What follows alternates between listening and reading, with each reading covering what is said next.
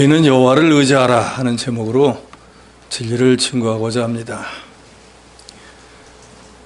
믿는 사람들은 말할 것도 없고 하나님을 믿지 않는 사람들도 재앙당하기를 원하지 않고 복받기를 다 소망합니다. 그래서 앞날에 재앙이 있으면 어떻게든지 피해 보려고 하고, 복받는 일이라고 하면 어떻게든지 복을 받으려고 하는 게 현실입니다. 그렇지만 사람들이 그렇게 원하는 대로 복을 받겠다고 복을 받고 재앙을 피하겠다고 해서 재앙이 피해지는 것이 아닙니다. 만약에 그런다고 하면 이 세상에서 어렵게 사는 사람이 누가 있겠습니까? 한국기독일보라고 하는 인터넷 신문의 2022년 2월 16일자에 보면은 대한민국은 점술공화국인가 하는 제목으로 기사가 게재되어 있습니다. 거기 보니까 무당 역술인 100만 명 시대, 이것은 100만 개의 점집이 있다라는 뜻입니다. 점술 산업의 규모가 10조. 대한민국은 점술 문화가 판치는 나라가 되었다라고 탄식을 하고 있습니다. 무당 역술인 숫자가 목사의 5배가 넘고 교인 4명 중에서 1명이 점을 봤다라는 조사 결과도 있습니다. 특히 지금 이 시대의 점술 문화는 스마트폰을 통해서 청소년, 젊은 세대에도 뿌리 깊게 자리매김을 하고 있어서 어플만 깔면은 거기서 운세가 어떻게 되나 다 점을 쳐볼 수가 있게 되었어요. 최근 한국 리서치 조사에 의하면은 우리나라 국민의 41%가 점을 봤다라는 보고가 있습니다. 이 사람들이 왜 이런 점을 치고 운세를 보나? 막연한 호기심이 절반이고, 그 다음이 미래가 불안하니까 위로를 얻기 위해서, 그리고 스트레스와 고민을 덜기 위해서. 무당과 역술인은 목적은 비슷하지만 무당은 자기가 섬기는 신을 통해서 기륭을 점치고 그 결과를 따라서 예언도 하고 병도 낫고 그걸 위해서 구슬하는 사람들을 의미합니다. 그래서 주로 여성들인데 남성일 경우에는 박수라고 하고 또 박수무당이라고도 합니다. 역술인이라고 하는 사람들은 주로 주역이나 명리학 같은 동양 철학을 바탕으로 사람들의 안녕과 복락을 구하고 재난을 예방하거나 물리치는 데 있다 그러는데, 무당이 되었든 점쟁이가 되었든 그 사람을 통해서 그 사람들이 얻고자 하는 것은 장래가 어떻게 될 것인가, 복을 받을까 재앙을 받을까, 재앙이 오면 어떻게 피할까, 내 운세가 어떻게 될까, 이게 궁금해서 가서 보는데 서대도 말씀드린 대로 그런 데 들어가는 돈이 10조가 넘는다는 거예요.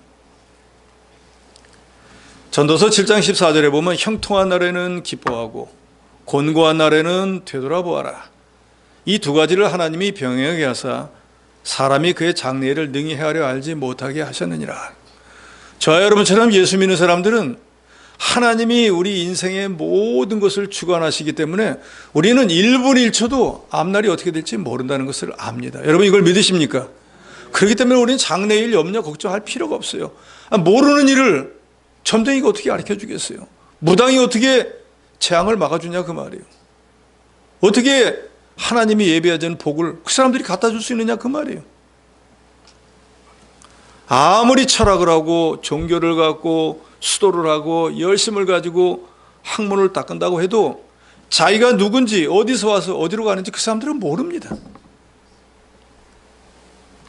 그럼에도 불구하고 인간들은 자기 존재, 내가 어떻게 될까, 내 앞날이 어떻게 될까 라고 하는 불안, 장래에는 어떤 일이 일어날까 하는 불확실 때문에 장래를 알고 싶어 합니다. 그러나 저와 여러분처럼 예수를 구주로 믿고 구원 얻은 성도들은 장래일을 알 수 없다는 걸 이미 알고 있어요. 알 수 없는 일을 누가 가르쳐 주겠어요? 신우사를 누가 알게 하겠느냐? 성경에 여러 구절에 나오잖아요. 점쟁이, 무당, 우상 이런 것들이 존재하는 이유가 바로 장래를 알려준다는 것인데 장래일은 알 수 없습니다. 최소한도 예수를 구주로 믿는 사람은 이러한 지식을 갖고 있기 때문에 이러한 것에 미혹되지 말아야 되는데 말씀드렸잖아요. 예수 믿는 사람들 4명 가운데 하나도 점치러 다닌다는 거예요. 그는 하나님의 주권을 믿지 않는다는 거예요. 우리는 하나님 앞에서의 삶을 살아야 됩니다. 사람 앞에서의 삶을 살면 안 됩니다. 오늘 본문의 제목이 뭡니까? 예수 믿는 너희는 다른 것을 의지하지 말고 하나님을 의지하고 살라는 것입니다. 본문은 우리에게 2가지로 교훈을 합니다. 첫째로 우상은 아무것도 아니라는 것입니다. 저도 여러분도 이런 지식을 다 가지고 있죠. 우상은 아무것도 아니야 라고 하면서 우상에게 가서 점을 치고 우상에게 가서 기륭이 어떨까, 복을 받을까, 재앙을 당할까, 이걸 보고 있다는 거예요. 우상이라고 하는 것은 사람의 마음에 이런 걸 섬기면 복이 되겠다, 이런 걸 섬기면 좋을 것 같은데 라고 하는 것을 감각적으로 육신의 눈에 보이도록 표현해서 만들어 놓은 것을 섬기는 것이. 그러니까 우상을 만들고 섬기는 근본적인 목적은 자기를 위한 거예요. 그것을 통해서 아주 원초적인 우상을 섬기는 목적은 복받기 위한 것입니다. 우상을 잘 섬겨서 우상이 좋아하게 하려는 게 아니라 우상을 기쁘게 해서 그 우상으로부터 복을 받기 위한 것이 우상을 섬기는 목적입니다. 즉 자기를 위해 자기 이기심과 욕심을 채우기 위해서 우상을 섬기는 것입니다. 근데 우리는 하나님을 왜 섬깁니까? 우리를 구원해 주신 그 은혜가 감사해서 하나님의 은혜에 보답하려고 하나님께 영광을 돌리기 위해서 섬기는 거예요. 그러니까 세상 우상을 섬기는 사람과 죽은 자를 다시 살리시는 이 하나님을 섬기는 사람 목적 자체가 틀려요. 불신자들은 복을 받기 위해서, 앞날을 좀 알기 위해서, 자기가 잘 되기 위해서. 그런데 우리는 이미 우리 힘으로, 우리 능으로, 우리의 어떤 수단 방법으로도 얻을 수 없는 구원의 은혜를 이미 받았기 때문에 그게 너무너무 고맙고 감사해서 내 인생이 다하는 날까지 이 구원의 은혜를 베풀어 준 주님께 뭘 하든지 먹든지 마시든지 하나님께 영광을 돌리고 주님의 은혜 보답하기 위해서 우리는 하나님을 섬깁니다. 저와 여러분은 이걸 분명히 아셔야 됩니다. 지금부터도 예수 믿고 하나님 앞에 무슨 복 받으려고 예수를 믿고 하나님을 믿는다고 하면 그건 한참 미흡한 신앙이에요. 이제는 우리는 하늘을 두루마리 삼고 바다를 먹물 삼아도 주님이 지금까지 우리에게 베풀어준 은혜를 다 갚을 수가 없어요. 억만 죄악 가운데서 구원해 주셨죠. 지금까지 살아오면서 험한 날 많았잖아요. 그런데 그 모든 험한 시험과 어려움과 낙심할 만한 일을 다 물리치고 여기까지 오게 해준 게 내 능력, 내 수단으로 된 게 아니라 하나님의 전적인 도우심으로 된 거죠. 그래서 그게 너무 감사해서 내가 뭔데 나 같은 걸 구원해서 사망에서 생명으로 옮겨주시고 세상 다른 사람들은 그냥 이 세상 살다가 지옥 가서 고난당해야 되는데 너는 내 것이야 하면서 면제시켜 주시고 천국에서 영생 복락을 누리게 하시니 이게 얼마나 감사합니까? 세상 왕한테 가서 그 밑에서 일해도 그 자부심이 있는데 천지 모든 걸 만드시고 운행하는 건 하나님의 지체를 삼아서 이 하나님의 일에 수종드는 자로 쓰임받게 했으니 이건 또 얼마나 감사한 일이에요.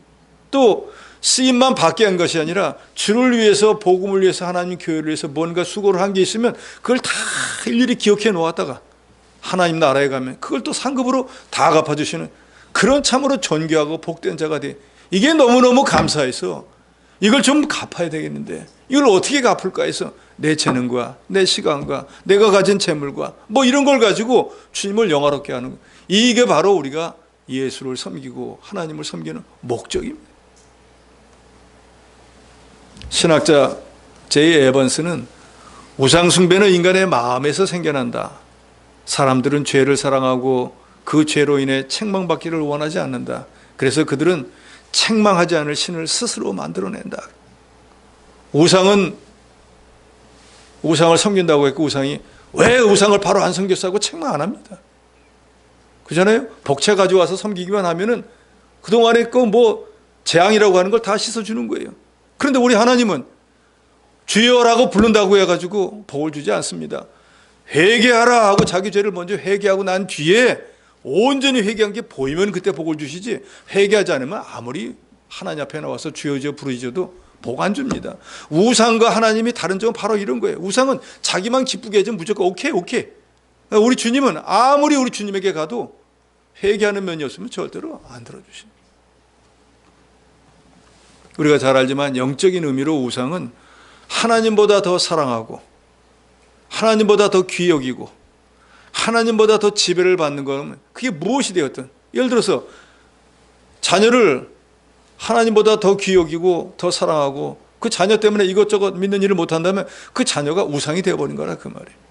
그러니까 우리는 육신의 눈에 보이는 우상도 위험하지만 눈에 보이지 않는 비가시적인 이런 우상이 더 위험합니다.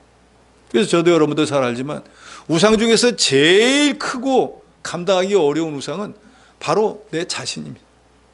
사람은 자기 위한 일이라면, 자기 목숨을 위한 일이라면 그게 최고예요.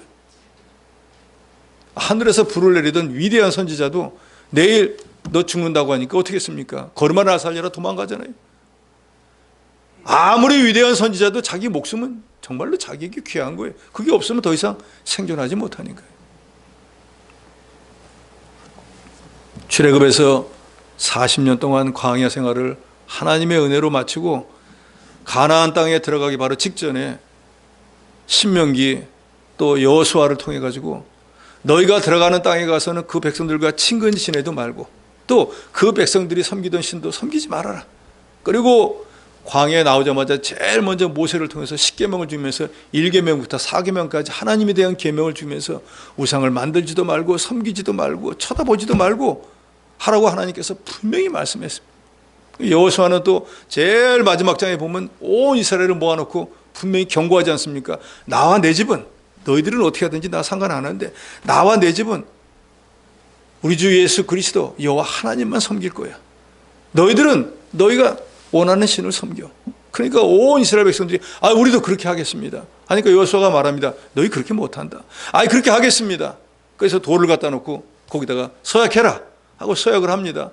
그리고 여호수아가 말합니다. 너희가 하나님 여호와를 섬겨서 복을 받았다고 할지라도 만약에 너희가 여호와를 떠나면은 하나님께서 너희를 버리시고 너희의 모든 은혜와 복도 다 사라질 것이다 하고 분명히 경고합니다.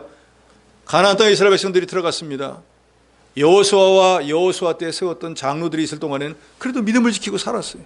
그런데 여호수아도 죽고 여호수아와 같이 행동하던, 즉 모세로부터 하나님의 말씀을 직접 들었던 장로들이 다 죽고 나니까 그 다음에 사사기에 오면은 뭐라고 합니까? 각각 자기 소견대로 믿었더라. 하나님이 믿고 싶으면 하나님을 믿고 우상을 섬기고 싶으면 우상을 섬기고, 어떤 사람은 좀 껄쩍지근하니까 하나님도 절반 우상도 절반, 이렇게 자기 소견대로 자기 생각대로 자기에게 유익이 된다고 하면 하나님이 아니라 우상도 섬기는 그런 사람들이 돼버리고 말았습니다. 사무엘상 2장 6절로 7절에 보면 여호와는 죽이기도 하시고 살리기도 하시며 수월에 내리기도 하시고 거기에서 올리기도 하시는도다. 여호와는 가난하게도 하시고 부하게도 하시며 낮추기도 하시고 높이기도 하시는도다. 하나님은 인생의 모든 것들을 주장합니다. 어떤 유력한 사람이 나를 출세시켜 주는 게 아닙니다. 나의 친한 친구가 나를 위험해서 건져주는 게 아니에요. 내 아내나 남편이 내 인생을 책임져 주는 게 아니라 그 말입니다. 모든 것은 하나님이 주관한다는 것을 저도 여러분도 분명히 믿으셔야 합니다. 여러분 믿으십니까? 하나님은 높이기도 하지만 낮추기도 하시는 거예요. 가난하고 부하게 되는 게 사람의 능력에 달려있는 게 아닙니다. 하나님이 되게 해주셔야 돼요. 시편 127편 1절 이하에는 뭐라고 합니까? 집을 세우는 일, 성을 지키는 일조차도 하나님의 도움이 없으면 아무것도 안 되는 거예요. 저와 여러분은 이런 신령한 지식을 갖고 있지만 불신자들은 이걸 모릅니다. 그러니까 누구에게 묻고 싶잖아요. 장래를 알고 싶잖아요. 그러니까 미신이라고 하면서 점쟁이를 찾아가고 미신이라고 하면서 무당에게 굿을 요청하는 거예요. 혹시나 될까? 막아질까? 복을 받을까? 하는 혹이나 하는 마음에. 기독교는 택자를 위해서 당신의 몸을 바쳐 억만 죄악 가운데서 구원의 사망에서 생명으로 옮기게 하시고 천국 백성을 삼아주신 주님의 은혜에 감사해서 그 주님을 영화롭게 하고 보답하는 삶을 사는 종교입니다. 이것이 이방 종교와 기독교와의 근본적인 차이입니다. 우리를 핏값으로 사신 우리 주님은 출애굽기 20장 4절에 보면 너를 위하여 새긴 우상을 만들지 말라 그랬어요. 누구를 위하여 우상을 만들지 말라고요? 너를 위하여, 나를 위하여 우상을 만들지 말라 그 말이에요. 헛된 우상을 만들거나 섬기는 것은 1계명, 2계명을 범하는 죄입니다. 지금은 10계명을 지켜서 구원받는 시대가 아닙니다. 그러나 지금 시대는 예수 그리스도를 구주로 믿어 구원받는 시대이지만 우리가 정말로 예수 그리스도를 하나님으로 믿는다고 하면 하나님이 구약 시대의 구약 성도들에게 주신 10계명도 이 시대에 지켜야 합니다. 왜요? 하나님의 말씀이니까. 그런다고 해서 10계명을 지키지 않는다고 구원받지 못한다라는 말씀은 아니에요. 우상에게 절하고 그것을 경배하고 그것들이 복줄 줄 알고 그것을 섬기는 것은 하나님의 진리를 거짓으로 바꾸는 행위입니다. 그래서 로마서 12장 1장 23절로 25절에 보면 하나님의 영광을 썩어질 사람의 조수와 버러지 형상의 우상으로 바꾸는 행위다. 우상을 섬기지 말아야 하는 이유는 무엇일까요? 우상은 인간이 만든 것으로 형체는 있지만 오늘 본문에 나오죠. 아무것도 할 수 없기 때문이에요.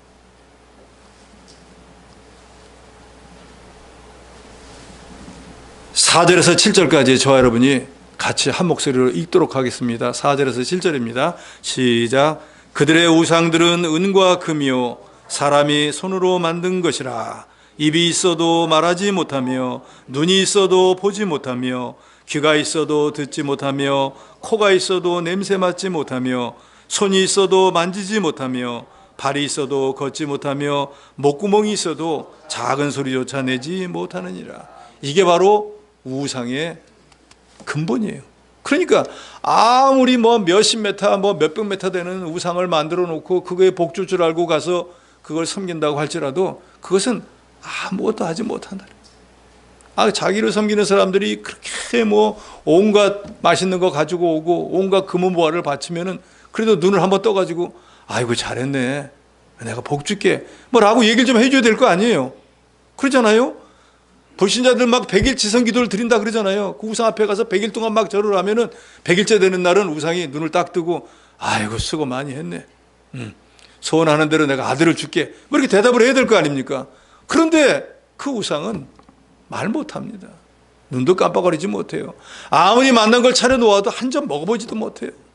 그런데 그것이 어떻게 복을 주고 어떻게 재앙을 막아주겠습니까? 미련한 짓 아닙니까? 사람이 스스로 자기가 만들어 놓고 그것을 복달라니 그게 어떻게 복을 주겠어요? 어떤 우상도 스스로 자기가 만들어진 우상은 없습니다. 사람이 다 새겨놓은 거예요. 만든 거예요. 그렇지만 사람들이 참으로 정교하게 어마어마한 크기로 만든다고 할지라도 모양은 사람과 비슷하게 만들었는지 모르지만 생명을 불어넣지는 못해요. 창세기 1장에 보면 하나님께서 진흙을 가지고 사람을 주물주물 만들고 난 뒤에 화가나 조각가와 다른 점은 바로 이거예요. 하나님은 생기를 불어넣었다. 화가는 아무리 조각가는 조각을 교묘하고 절묘하게 한다고 할지라도 새기고 만들기만 하지 생명을 불어넣지는 못합니다. 이사야서 44장 13절로 15절에 이런 말씀이 있습니다. 목공은 줄을 들여 재고 붓으로 긋고 대패로 밀고 곡선자로 그어 사람의 아름다움을 따라 사람의 모양을 만들어 집에 두게 하며 그는 자기를 위하여 백항목을 베며 드리사나무와 상수리나무를 취하며 숲의 나무들 가운데서 자기를 위하여 한 나무를 정하며 나무를 심고 비를 맞고 자라게도 하느니라. 이 나무는 사람이 땔감으로 삼는 것이고 그가 그것을 가지고 자기 몸을 덮게도 하고 불을 피워 떡을 굽기도 하고 신상을 만들어 경배하며 우상을 만들고 그 앞에 엎드리기도 하는도다. 이게 무슨 말인가 하면 우상을 만드는 여러 가지 나무들이 스스로 자라나가지고 이건 우상용이야 하는 게 아니라 사람이 필요한 나무를 다 심는다 그 말이에요. 그래서 나무가 어느 정도 만들어지고 나면은 사람이 와가지고 배 가지고 아유 추워 불 떼고 자야지 하고 화목으로 쓰고, 또 어떤 것은 아이고 떡을 만들어 먹어야겠다고 떡 만들 때 땔감으로 쓰기도 하고, 또 남은 게 있으니까 이거 깎아갖고 좀 우상을 만들어 볼까 하고 깎았다는 거예요. 그러면 그 나무의 본질은 뭐예요? 사람에 의해서 움직이지 않으면 이동하지도 못하고, 사람이 깎아주지 않으면 모양을 갖추지도 못하고, 그런데 그게 마음에 안 들면 불 속으로 들어가서 땔감이 돼버릴 수밖에 없는 그 존재에다 대고선 복을 빌고 재앙을 막아달라고 하고 하면은 그게 해줄 수 있느냐 그 말이에요. 그러니 그 우상을 가지고 그렇게 하는 사람이 얼마나 한심한 종자냐 그 말이에요. 예를 들어서 큰 바위에 섬긴다. 땅속에 있는 바위를 갖고 파가지고 꼼짝도 못하고 거기에 수백 년을 있었는데 거기다 세워놓고 거기다가 뭐 부처 모양이 됐든 뭘 새겼다고 그게 어떻게 복을 주겠느냐 그 말이에요. 아, 복을 주려면 몇몇 해도 움직여야 될 거 아니에요. 움직이지를 못합니다. 생명이 없어요. 그래서 오늘 본문에도 나오죠. 8절에 보면 우상을 만드는 자들, 그것을 의지하는 자, 즉 우상을 섬기는 자는 다 그와 같으리로다. 그와 같은 건 뭐예요? 눈이 있어도 제대로 볼 줄 모르고, 귀가 있어도 제대로 들을 줄 모르고, 입이 있어도 제대로 말을 못하는 그런 어리석은 자가 돼버린다 그 말이에요. 사무엘상 5장에 보면은 블레셋 사람들이 하나님의 기회를 빼앗아 가지고 의양양해서 자기 신전에 갖다가 둡니다. 그래서 자기에게 섬기는 신 다곤은 높은 데 딱 거기 앉아서 쳐다보는 거예요. 아, 저희가 이스라엘 백성들이 섬기는 이 하나님의 기회를 빼앗아 왔습니다. 이거 보십시오. 감사합니다 하고 밑에 딱 내려놓았습니다. 그러니까 형식상으로는 그 대위에 앉아있는 다곤이 그래 하고 쳐다보는 것 같은 거예요. 그 다음날 아침에 오니까 그 대위에 앉아있던 다곤이가 땅바닥에 넘어져 있는데, 어디 넘어져 있는가? 하나님의 궤 앞에서 섬기는 것처럼 코를 박고 있는 거예요. 그러니까 블레셋 사람들이 와서 이게 무슨 일이야 하고 그거 들어가지고 다시 올려놨습니다. 그 다음날 아침에 가보니까 이번에 똑같이 땅바닥에 떨어져 코를 박고 있는데 역시 하나님의 궤를 향해서 경배하는 거예요. 그런데 보니까 목이 잘렸어요. 손발이 잘렸어요. 그건 뭘 말하는 거예요? 우상은 자기 자신도 스스로 못 지킨다는 거예요. 자기 자신도 못 지키잖아요. 높은 산에 예를 들어가지고 잘 깎아놓은 우상이 있는데 번개가 꽝 하고 쳐가지고 그 우상 새겨진데 번개가 떨어지면 어떻게 됩니까? 거기 새겨놨던 우상 코가 뚝 떨어져 나가는 거예요. 우상이 정말로 능력이 있으면 번개가 따고 딱 막아야죠. 무슨 소리야 하면서 막아야 되는데, 번개를 치게 하는 건 하나님이잖아요. 하나님이 번개를 딱 치겠으면 그 자기도 신이니까 딱 막아야 되는데 막아집니까? 못 막잖아요. 그만 봐도 우상이 아무것도 할 수 없는 존재라는 걸 알 수 있지 않습니까? 자기 자신도 구원하지 못하고 자기 자신도 보호하지 못하는 게 어떻게 자기를 섬기는 사람들을 보호해 줄 수가 있겠어요? 더더욱이 무슨 복을 가져다 주겠어요? 우상은 그 섬기는 자를 같이 망하게 합니다. 그래서 여호수아서 24장 20절에 여호수아가 이렇게 말합니다. 만일 너희가 여호와를 버리고 이방 신들을 섬기면 너에게 복을 내리신 후에라도 돌이켜 너에게 재앙을 내리시고 너희를 멸하시리라. 세상에 신이라고 칭하는 신이 엄청나게 많이 있지만 그런 것들은 사람들이 다 만들어 온 우상, 아무것도 할 수 없는 무익한 존재들일 뿐이고, 세상 모든 만물을 창조하시고 그것들의 모든 것들을 운행해 나가시는 신은 우리가 섬기는 우리 주 예수 그리스도 하나님뿐이라는 걸 여러분 분명히 아시고 우상은 아무것도 아니라는 믿음을 분명히 가지시기 바랍니다. 둘째로는 하나님만이 우리의 도움과 방패가 되신다는 것입니다. 본문 3절에 보면 오직 우리 하나님은 하늘에 계셔서 원하시는 모든 것을 행하셨나이다. 이 말은 하나님은 당신의 뜻대로 구원할 자를 구원하기도 하고, 불택자로 만들어서 지옥 보낼 사람은 지옥에 보내기도 하고, 믿는 자들 가운데도 믿음대로 살지 않으면 재앙을 당하게 하고, 그래도 어떤 환난 가운데도 믿음을 지키는 자는 구원해 주는 그런 모든 것들을 하나님이 하신다는 거예요. 세상의 우상들은 이런 일에 손가락 하나 까딱 못합니다. 그래서 오늘 본문에 보면은 9절로 11절에 여호와를 의지하라, 그는 너희의 도움이시요 너희의 방패시로다 하는 말을 3번이나 거포합니다. 성경에서 같은 말을 계속 반복하는 건 뭐예요? 강조하는 거예요. 하나님은 우리의 도움이요, 하나님은 우리의 방패요, 하나님은 우리에게 복 주신 분이라는 걸 믿으시라는 것입니다. 이 세상 어떤 것도 복을 주지 못합니다. 오직 복의 근원은 우리를 구원하신 우리 주 예수 그리스도 하나님 한 분밖에는 없어요. 우리의 도움이 되실 분도 그분밖에는 없습니다. 우리의 방패가 되어주시는 분도 하나님 외에는 없습니다. 시편 125편 1절에 보면 여호와를 의지하는 자는 시온산이 흔들리지 아니하고 영원히 있음 같도다 라고 말씀합니다. 산은 어지간해서는 안 흔들리잖아요. 그처럼 하나님의 절대 주권을 믿고 의지하고 나가는 사람은 시온산이 꿈쩍 않고 있는 것처럼 어떤 환난과 시험이 온다고 할지라도 요동하지 않는다는 거예요.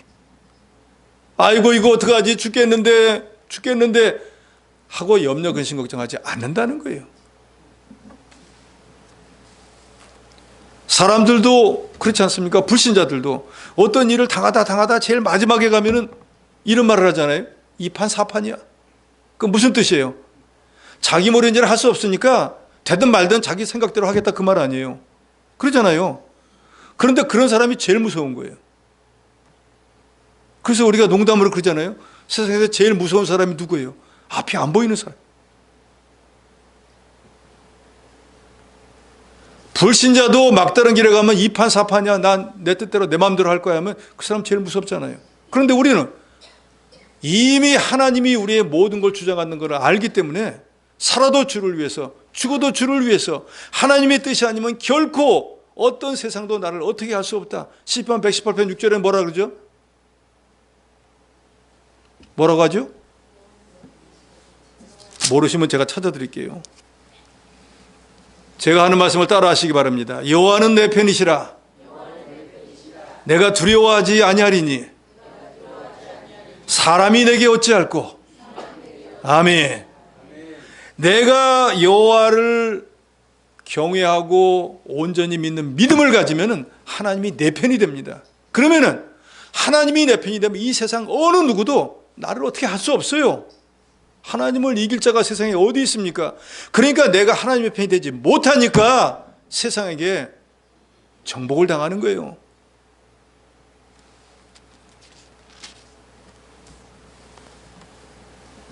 하나님은 제일 주의로 살았던 다윗은 시편 18편 1절에 이렇게 말합니다. 나의 힘이신 여호와여 내가 주를 사랑하나이다. 내가 모든 시험과 환난을 감당하게 하는 시험 그 모든 것을 이기고 극복할 수 있도록 힘 주시는 하나님. 그래서 정말로 그 시험을 이긴 다윗이 주님 사랑합니다. 그래서 시편 28편 7절에 또 이렇게 말합니다. 여호와는 나의 힘과 나의 방패시니 내 마음이 그를 의지하여 도움을 얻었도다. 내가 주님만을 의지해 봤더니 하나님이 내게 도움이 되고 방패가 되더라는 거예요.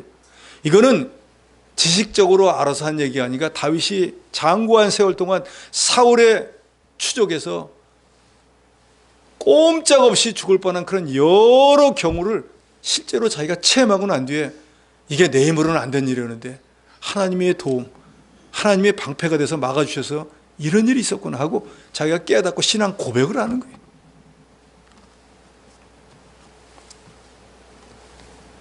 다윗은 하나님이 자신이 생존하는 힘의 근원이고 환난과 시험에서 건져주시는 방패인 것을 온전히 믿고 하나님만 의지하는 삶을 살았습니다. 그래서 후대 역사가는 다윗을 뭐라고 기록합니까? 하나님 마음에 합한 자라 그랬어요. 하나님을 의지하라. 오늘 본문에 말씀하지 않습니까? 하나님을 의지한다라고 하는 것은 하나님의 절대 주권을 믿고 그 능력을 힘입어 나가는 걸 말합니다. 세상 사람이 뭐라고 해도 하나님의 믿음에서 돌이키지 않는 거예요. 누가 뭐라고 하면 팔랑귀가 돼서 그럴까? 저럴까? 이리 갈까? 저리 갈까? 줏대 없이 왔다 갔다 하니까 아무것도 안 되는 거예요.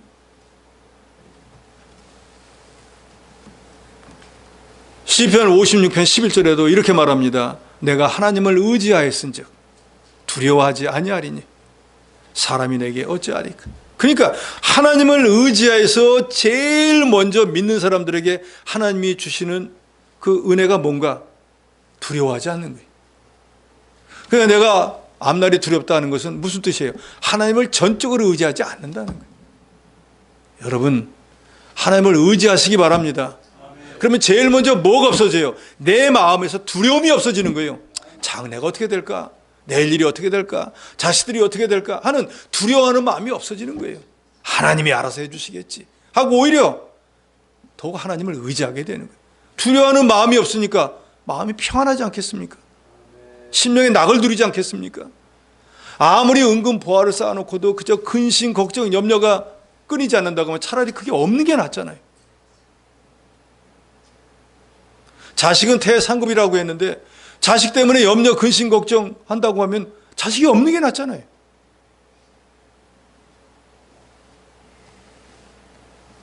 저도 여러분도 하나님을 전적으로 의지하는 면이 없기 때문에 두려운 마음이 생긴다는 거 여러분 아시기 바랍니다. 내가 이렇게 오랫동안 신앙생활을 했는데도 왜 앞날을 두려워할까? 하나님의 주권을 전적으로 믿는 믿음이 없기 때문이에요. 하나님 오늘 본문을 통해서 우리에게 하나님만 의지하라고 말씀해요. 세상에 많은 사람들이 그러잖아요. 믿는 사람도 요새 그럽니다. 돈밖에 믿을 게 없어. 그러잖아요. 돈 없으면 자식도 필요 없어. 아내 남편도 필요 없어. 돈 있어야 돼. 그걸 우리가 배금주의라는 거예요. 돈을 우상으로 섬기는 거예요. 과연 그럴까요? 우리나라에서 최고 부자의 어떤 딸은 자살했더라고요. 그 사람이 돈이 없어서 자살했을까요? 지위가 없어서 자살을 했을까요? 왜 그랬을까요? 내용은 정확하게 모르지만 하나님을 전적으로 믿는 믿음이 있다고 하면 절대로 그렇게는 안 할 거예요. 장래를 두려워하지 않을 거예요. 저도 두렵죠. 앞날이 어떻게 될까? 그러나 하나님을 의지하는 요만한 믿음이 있으니까 하나님이 알아서 해주시겠지 하니까心간 편합니다. 염려한다고 키가 한자 자라겠습니까? 염려한다고 안 되는 일이 되겠습니까? 염려 안 한다고 해서 말 안 듣는 자녀가 갑자기 말 듣겠습니까? 염려해도 되는 일 아무것도 없어요.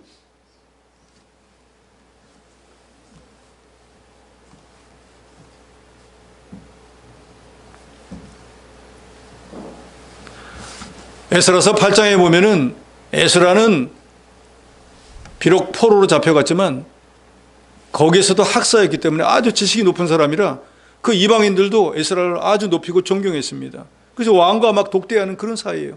그래서 왕에게 내가 이런 거 좀 필요합니다. 왕이 제공해 줄 수 있는 그런 위치에 있던 사람입니다.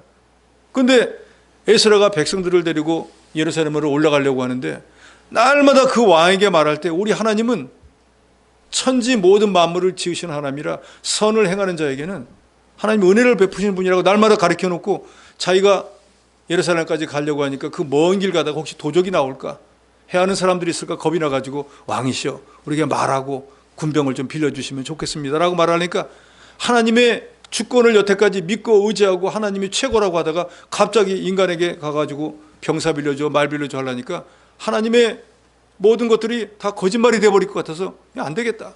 강가에 다 모여가지고 금식하며 기도했습니다. 하나님, 저희가 예루살렘으로 가려고 하는데 우리는 세상 방법으로 하지 않고 하나님의 방법으로 하려고 합니다. 저희는 주님만 믿습니다.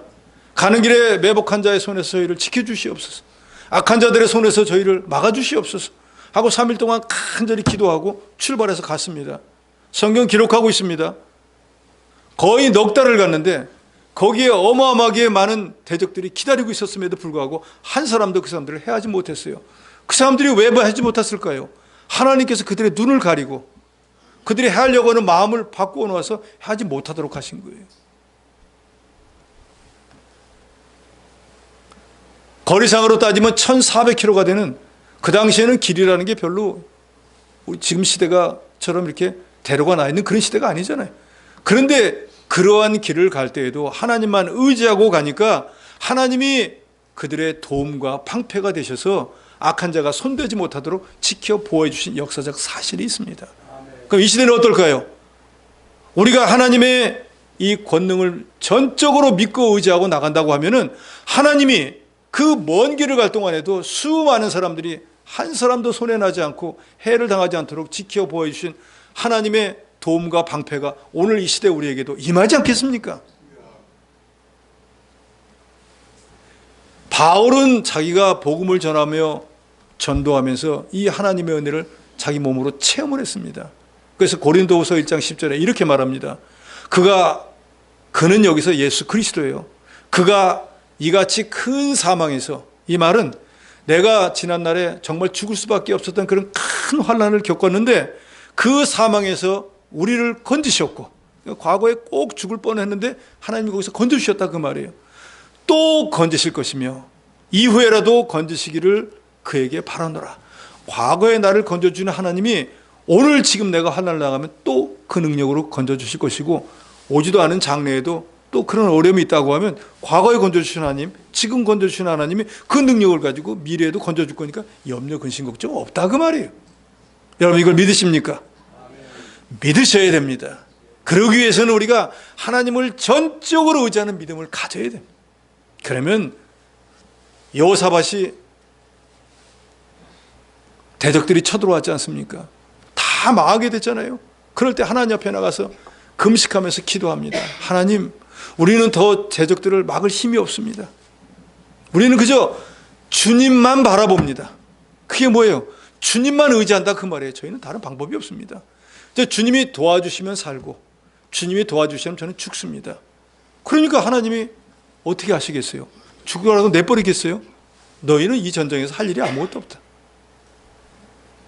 유다 군대는 손 하나 까딱 안 했는데 하나님이 알아가지고 대적들을 서로 오인하게 해서 서로 치고받고 다 죽도록 만들어버리고 말았어요. 하나님은 이렇게 역사하시는 거예요. 그러니까 우리가 하나님을 얼마나 전적으로 의지하느냐에 따라서 그 주님이 내게 도움이 되기도 하고 나를 보호하는 방패가 되기도 하는 것입니다. 우상은 아무리 섬겨도 나를 보호해주지도 못하고 복을 주지도 못하고 어떤 도움도 주지 못합니다. 너희는 여호와를 의지하라. 왜요? 우상은 아무것도 아니기 때문이에요. 하나님은 우리의 복과 도움과 방패가 되시기 때문에 여러분 오늘부터라도 하나님을 더욱 의지하는 믿음을 가져서 먼저는 하나님이 주시는 두려움이 다 없어져서 심령의 평안을 누리고 정말로 의지하는 자에게 주시는 복과 의지하는 자에게 주시는 도움과 의지하는 자를 막아주시는 방패가 정말로 우리 살아가는 동안에 늘 임해서 하나님의 은혜로 승리하는 삶을 사는 여러분이 되시기를 주의 이름으로 축원합니다.